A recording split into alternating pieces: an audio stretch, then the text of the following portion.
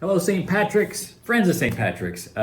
Christmas is over, so there's a little bit of sadness to that, but I think we get snow coming up this weekend. I wanted to encourage you all to consider, especially if you haven't already, our pastorates. This is one of the ways that we're trying to develop more of our community, a deepening of our community and a connectedness. And for lack of a better term, this is our group life. You probably heard that at other churches if you've been a part of them. But that's what we do. And during the week or on a weeknight or Sunday night, we gather in more geographical locations to get to know one another. You've probably heard a number of times, I hope you have, our culture here at St. Patrick's is we use these three P words: presence, pace, and practice. The first time we launched pastorates last spring semester, we did pace. We talked about the speed at which our lives seem to take us, and sometimes the Lord wants us to slow down, probably more often than not in our frenetic pace society.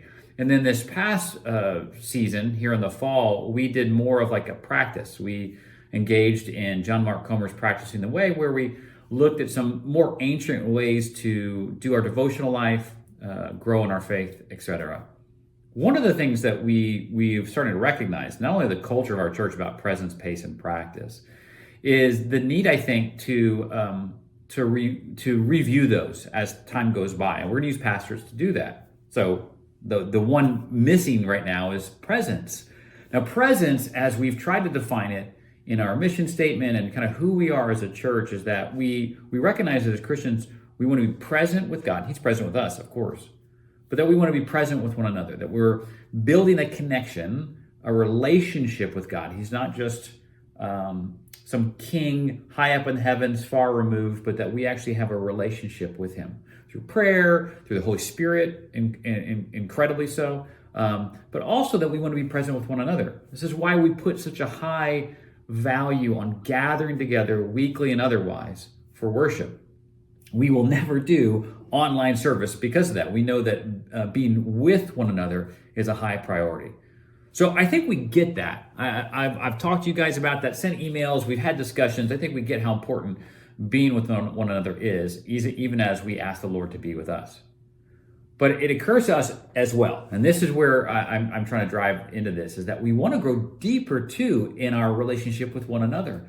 We want to get to know you better. We want to get to know each other better. I want to get to know you better, and vice versa.